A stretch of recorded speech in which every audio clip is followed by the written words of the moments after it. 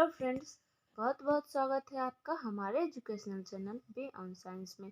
Friends, हम लोग discussion कर रहे हैं कक्षा 11 का विज्ञान बुक जो कि एनसीईआरटी बुक है। फ्रेंड्स, इसमें हम लोग पढ़ रहे हैं अध्याय 11, जिसमें कि फ्रेंड्स इस चैप्टर से हम लोग का एक पार्ट हो चुका है। आप चाहे तो वो चैनल के प्लेलिस्ट में जाके देख सकते हैं। फ्रेंड्स, आज हम लोग इस चैप्टर का सेकंड पार्ट कर रहे हैं, जिसमें कि फ्रेंड्स हम लोग का टॉपिक है जो है पॉइंट है 11.3 प्रिज्म से प्रकाश का अपवर्तन। फ्रेंड्स, यहाँ से हम लोग पढ़ेंगे। तो देखिए फ्रेंड्स, बुक में दिया हुआ है, आप अध्ययन कर चुके हैं कि एक आयताकार कैच के स्लैब से गुजरने पर प्रकाश किस प्रकार अपवर्तित होता है। समांतर अपवर्तक पृष्ठों के लिए जैसा कि कांच के स्लैब में होता है, अपवर्तित किरण आपतित किरण के समांतर होती है। यद्यपि पार्श्व में यह कुछ विस्थापित हो जाती है। किसी पारदर्शी प्रिज्म से गुजरने पर प्रकाश किस प्रकार अपवर्तित होगा। कांच के एक त्रिभुज प्रिज्म पर विचार कीजिए। इसके दो त्रिभुजाकार आधार तथा 3 आयत पार्श्व पृष्ठ होते हैं। ये पृष्ठ एक दूसरे पर झुके होते हैं।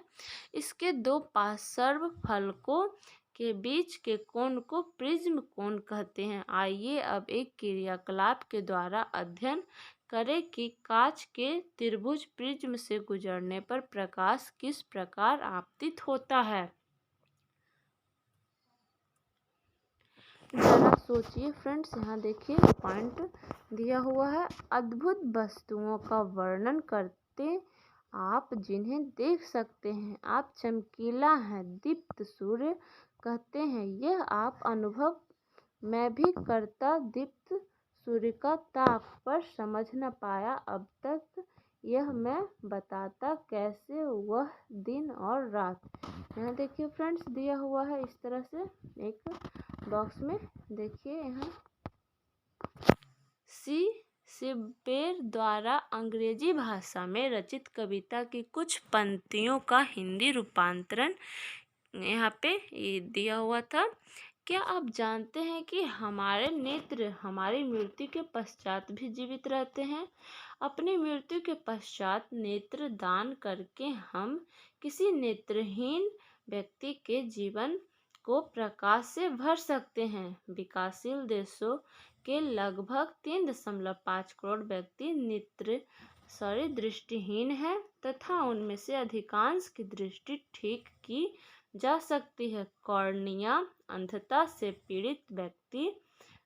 पीड़ित जो है लगभग 45 लाख व्यक्तियों को नेत्रदान द्वारा प्राप्त कॉर्निया के प्रत्यारोपण से ठीक किया जा सकता है। फ्रेंड्स, यहाँ समझने वाली है कि जब नेत्रदान किया जाता है तो पूरे नेत्र यानी कि हमारा जो आँख जितना बड़ा है पूरा नहीं दान किया जाता है, सिर्फ जो कॉर्निया आँख का जो पार्ट होता है वो डोनेट किया जाता है। तो देखिए फ्रेंड्स, इन 45 लाख व्यक्तियों में से 60% बच्चे 12 वर्ष से कम आयु के हैं। अतः यदि हमें दृष्टि का वरदान प्राप्त है तो क्यों न इसे हम उन्हें अपने नेत्र देकर जाएं जिनके पास दृष्टि नहीं है। नेत्रदान करते समय हमें किन किन बातों को ध्यान में रखना चाहिए। देखिए फ्रेंड्स, दिया हुआ है जिन बातों को ध्यान में रखना चाहिए। नेत्रदान करने वाला व्यक्ति किसी भी आयु वर्ग अथवा लिंग का हो सकता है। चश्मा पहनने वाले या मोतियाबिंद का ऑपरेशन करा चुके व्यक्ति भी नेत्रदान कर सकते हैं। मधुमेह अथवा उच्च रक्तचाप से पीड़ित व्यक्ति, दमे के रोगी तथा वे व्यक्ति जिन्हें कोई संक्रामक रोग नहीं है भी नेत्रदान कर सकते हैं। मृत्यु के पश्चात 4 से 6 घंटे के भीतर नेत्र निकाल लिए जाने चाहिए। अतः समीप के नेत्र बैंक को तुरंत सूचित करें। नेत्र बैंक की टीम दिवंगत व्यक्ति के घर पर या अस्पताल में नेत्र निकाल लेगी। नेत्र निकालने में मात्र 10 से 15 मिनट का समय लगता है। यह एक सरल प्रक्रिया है तथा इसमें किसी प्रकार का भी विरूपण नहीं होता है। ऐसे व्यक्ति को एड्स, हेपेटाइटिस बी या सी और जल भित्ति तीव्र लुकीमिया, धनुस्तंभ, हैजा, तानिका शोथ या मस्तिष्क शोथ से संक्रमित हैं या इनके कारण मृत्यु हुई हो तो नेत्र दान नहीं कर सकते। नेत्र बैंक दान किए गए नेत्रों को एकत्र करता है, उनका मूल्यांकन करता है तथा उन्हें वितरित करता है। सभी दान किए गए नेत्रों का चिकित्सा के उच्च मापदंडों द्वारा मूल्यांकन किया जाता है। प्रत्यारोपण के मानकों पर खरे न उतरने वाले नेत्रों को महत्वपूर्ण अनुसंधान एवं चिकित्सा शिक्षा के लिए प्रयोग किया जाता है। दानकर्ता तथा नेत्र लेने वाले दोनों की पहचान को गुप्त रखा जाता है। नेत्र का एक युगल कॉर्निया अंधता से पीड़ित दो व्यक्तियों को दृष्टि प्रदान कर सकता है। आगे है फ्रेंड्स, देखिए क्रियाकलाप 11.1। इस चैप्टर का ये पहला क्रियाकलाप है फ्रेंड्स। आइए इसे देखते हैं हम लोग। देखिए दिया हुआ है, एक ड्राइंग बोर्ड पर ड्राइंग पिनों की सहायता से सफ़ेद कागज की एक शीट लगाइए। इन शीट पर कागज का एक प्रिज्म इस प्रकार रखिए कि इसका त्रिभुजाकार फलकाधार बन जाए। एक पेंसिल का प्रयोग करके प्रिज्म की सीमा रेखा खींचिए। प्रिज्म के किसी एक अपवर्तक पृष्ठ AB से कोण बनाती हुई एक सरल रेखा PE खींचिए। रेखा PE पर दो पिने बिंदु P तथा Q पर गाड़िए, जैसा कि चित्र 11.4 में दर्शाया गया है। फलक AC की ओर से P तथा Q पिने के प्रतिबिंब को देखिए। R तथा S बिंदुओं पर दो और पिने इस प्रकार गाड़िए कि पिन R तथा S एवं पिन P तथा Q के प्रतिबिंब एक सीधी रेखा में दिखाई दे। पिनों तथा कांच के प्रिज्म को हटाइए। रेखा PE प्रिज्म की सीमा रेखा के बिंदु E पर मिलती है। चित्र 11.4 देखिए। इसी प्रकार बिंदुओं को R तथा S को एक रेखा से मोड़िए तथा इस रेखा को इस प्रकार आगे बढ़ाइए कि यह प्रिज्म के फलक AC से F तक मिले। हम पहले ही देख चुके हैं कि पिन PQ को मिलाने वाली रेखा AB से E पर मिलती है। E तथा F को मिलाइए। प्रिज्म के अपवर्तक पृष्ठों AB तथा AC पर क्रमशः बिंदुओं E तथा F अभिलंब खींचिए।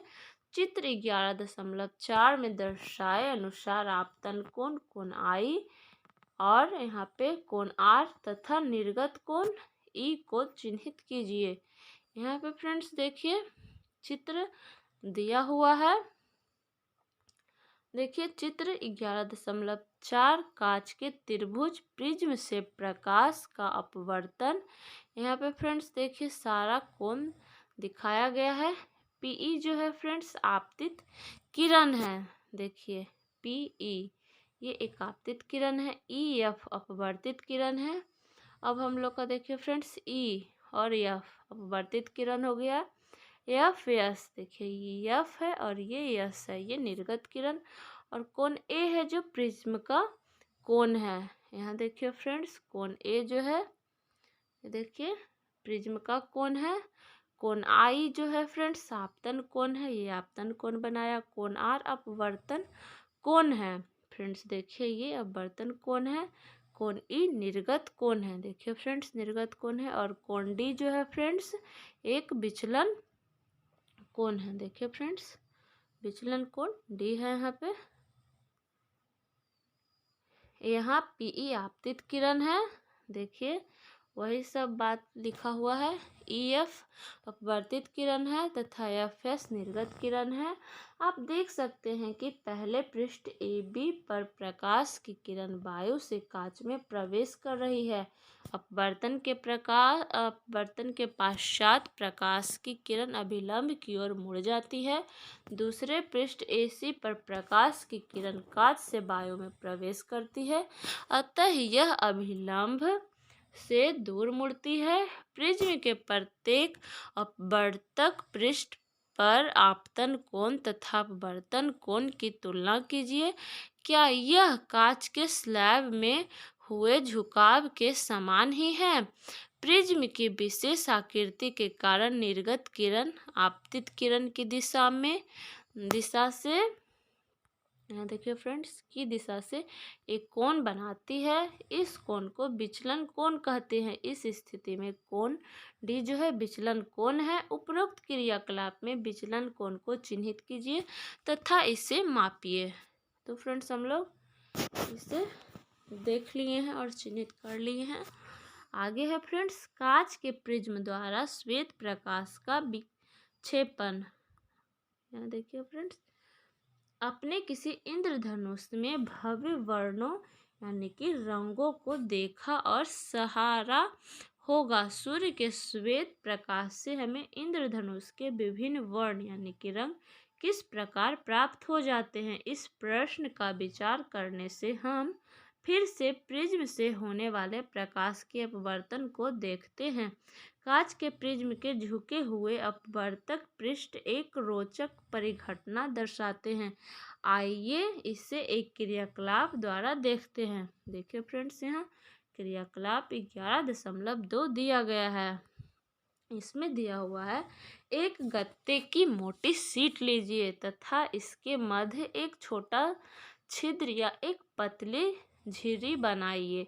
पतली झिर्री पर सूर्य का प्रकाश पड़ने दीजिए। इसे से श्वेत प्रकाश का एक पतला किरण पुंज प्राप्त होता है। अब कांच का एक प्रिज्म लीजिए तथा चित्र 11.5 में दर्शाए अनुसार झिर्री से प्रकाश को इसके एक फलक पर डालिए। प्रिज्म को धीरे से इतना घुमाइए कि इससे बाहर निकलने वाला प्रकाश पास रखे किसी पर्दे पर दिखाई देने लगे।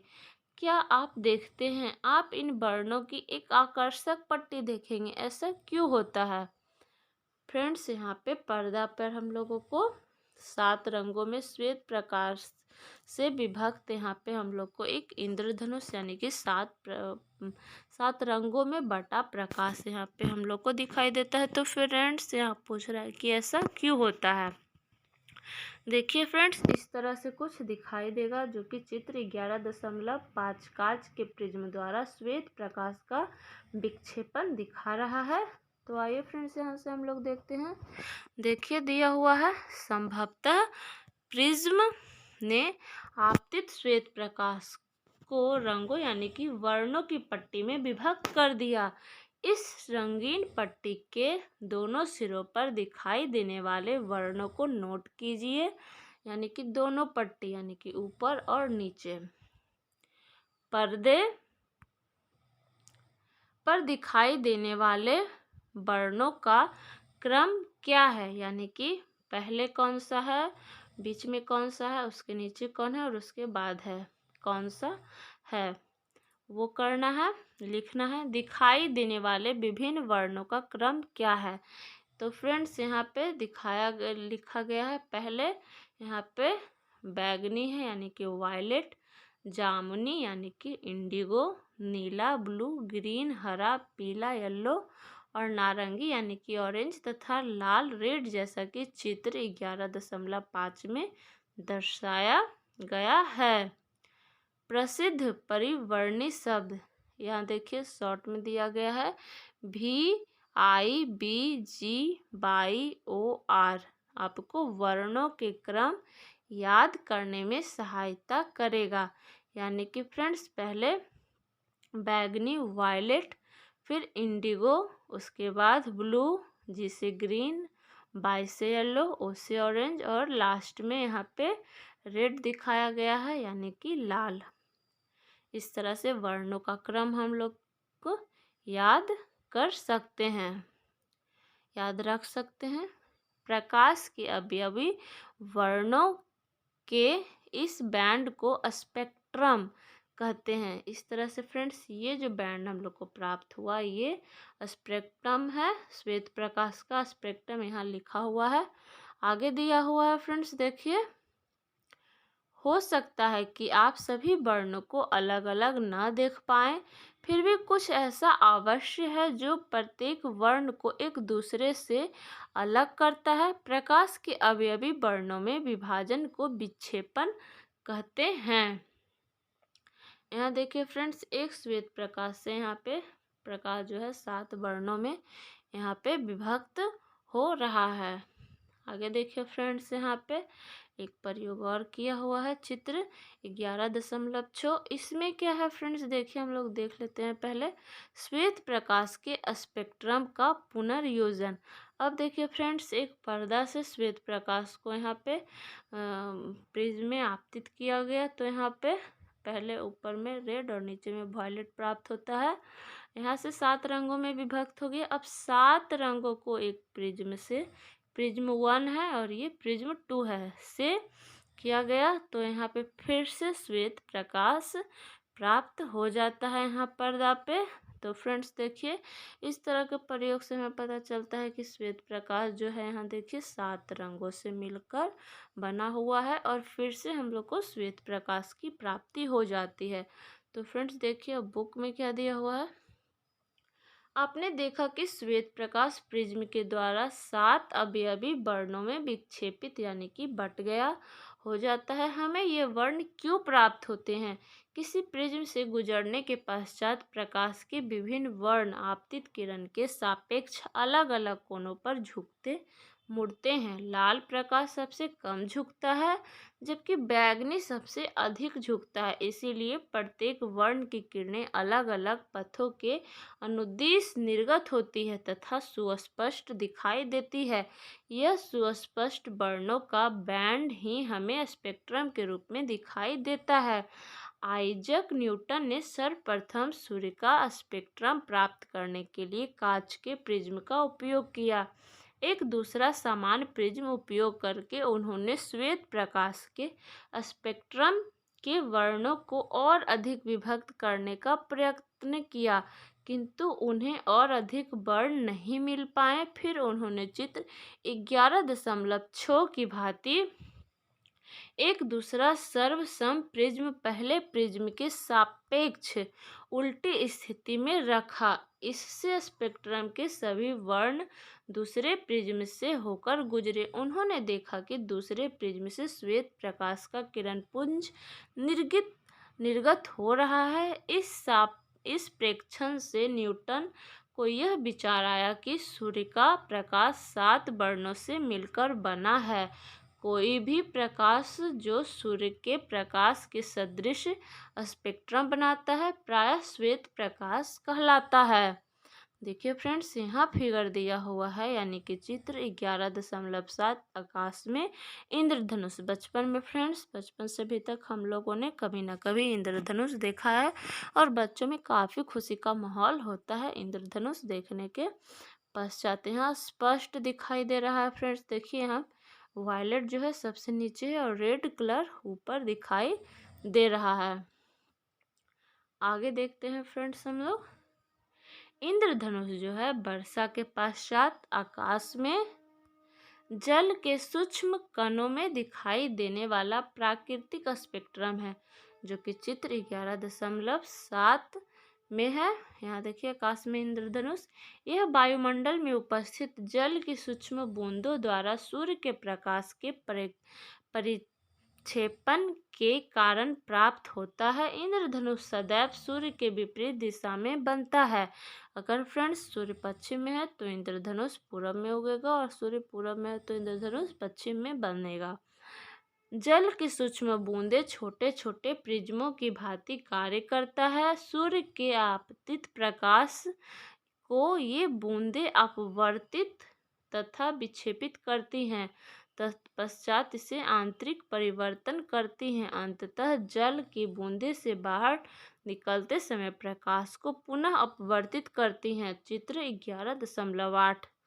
यहाँ देखिए फ्रेंड्स, समझाया गया है प्रकाश के परिक्षेपण तथा आंतरिक परावर्तन के कारण विभिन्न वर्ण प्रेक्षक के नेत्रों तक पहुँचते हैं। यदि सूर्य को आपकी पीठ की ओर हो और आप आकाश की ओर धूप वाले किसी दिन किसी जल प्रपात अथवा जल के फव्वारे से देखें तो आप इंद्रधनुष का दृश्य देख सकते हैं। यहाँ देखिए फ्रेंड्स, हम लोग को इंद्रधनुष बनता हुआ कैसे दिखाई देता है। चित्र 11.8 में दिखाया गया है इंद्रधनुष का बनना। ये देखिए सूर्य का प्रकाश है और ये वर्षा की बूंदें हैं। यहाँ से वर्षा की बूंदों से जो प्रकाश है परावर्तित होकर लाल और बैंगनी रंग में बट जाता है और बीच में सारा कलर रहता है और इस तरह से हम ये इंद्रधनुष को देख पाते हैं। आगे दिया हुआ है फ्रेंड्स वायुमंडलीय अपवर्तन।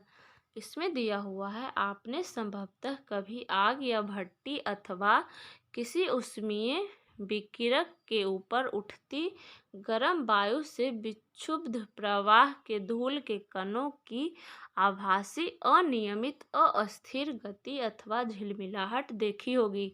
आग के तुरंत ऊपर की वायु अपने ऊपर की वायु की तुलना में अधिक गर्म हो जाती है। गर्म वायु अपने ऊपर की ठंडी वायु की तुलना में हल्की कम सघन होती है तथा इसका अपवर्तनांक ठंडी वायु की अपेक्षा थोड़ा कम होता है, क्योंकि अपवर्तनांक माध्यम वायु की भौतिक अवस्थाएं स्थिर नहीं हैं। इसीलिए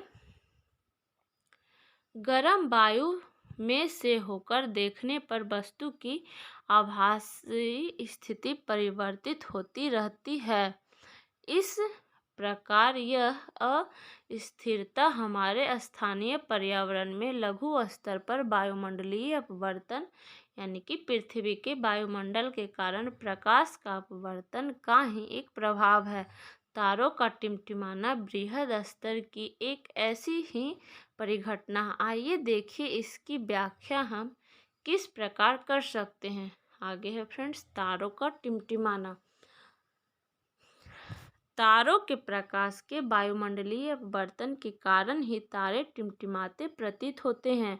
पृथ्वी के वायुमंडल में प्रवेश करने के पश्चात पृथ्वी के पृष्ठ पर पहुंचने तक तारे का प्रकाश निरंतर अपवर्तित होता जाता है। वायुमंडलीय अपवर्तन उसी माध्यम में होता है जिसका क्रमिक परिवर्ती अपवर्तनांक हो, क्योंकि वायुमंडल तारे के प्रकाश को अभिलंब की ओर झुका देता है। अतः तारे की आभासी स्थिति उसकी वास्तविक स्थिति से कुछ भिन्न प्रतीत होती है। क्षितिज के निकट देखने पर चित्र 11.9। यहाँ देखिए फ्रेंड्स वायुमंडलीय अपवर्तन के कारण तारे की आभासी स्थिति। कोई तारा अपनी वास्तविक स्थिति से कुछ ऊंचाई पर प्रतीत होता है। देखिए फ्रेंड्स यहाँ बढ़ता हुआ ये अपवर्तनांक है, ये तारा है और ये किरण का मार्ग है और ये तारे की आभासी स्थिति है। यहाँ पे तारा है और यहाँ पे थोड़ा सा आगे की ओर दिखता है। इसके अतिरिक्त जैसा कि एक ही परिस्थिति में पिछले अनुभाग में वर्णन किया जा चुका है, तारे का यह आभासी स्थिति भी अस्थायी न होकर धीरे धीरे थोड़ी बदलती भी रहती है, क्योंकि पृथ्वी के वायुमंडल की भौतिक अवस्थाएं अस्थायी नहीं है। चूँकि तारे बहुत दूर हैं, अतः वे प्रकाश के बिंदु स्रोत के सन्निकट हैं। क्योंकि तारों से आने वाली प्रकाश किरणों का पथ थोड़ा परिवर्तित होता रहता है, अतः तारों की आभासी स्थिति विचलित होती रहती है तथा आँखों में प्रवेश करने वाले तारों की प्रकाश की मात्रा झिलमिलाती रहती है, जिसके कारण कोई तारा कभी चमकीला प्रतीत होता है तो कभी धुंधला, जो कि टिमटिमाहट का प्रभाव है। ग्रह क्यों नहीं टिमटिमाते? ग्रह तारों की अपेक्षा पृथ्वी के बहुत पास हैं और इसीलिए उन्हें विस्तृत स्रोत की भांति माना जा सकता है।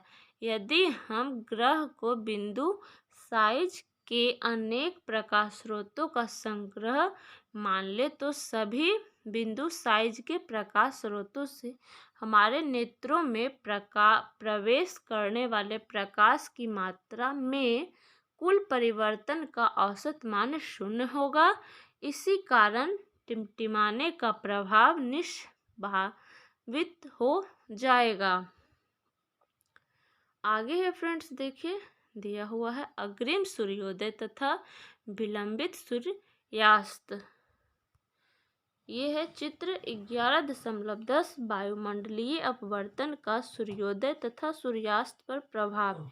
यहाँ वायुमंडल है, यहाँ मनुष्य है, यह प्रेक्षक है देखने वाला, ये पृथ्वी है, क्षितिज और सूर्य की आभासी स्थिति, और ये सही है और ये आभासी है यानी कि काल्पनिक।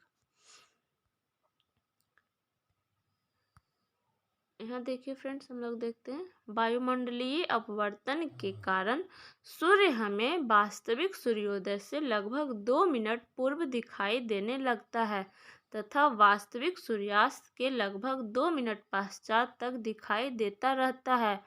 वास्तविक सूर्योदय से हमारा अर्थ यह है सूर्य द्वारा वास्तव में क्षितिज को पार करना, जो कि चित्र 11.10 में सूर्य की क्षितिज के सापेक्ष वास्तविक तथा आभासी स्थितियां दर्शाई गई है।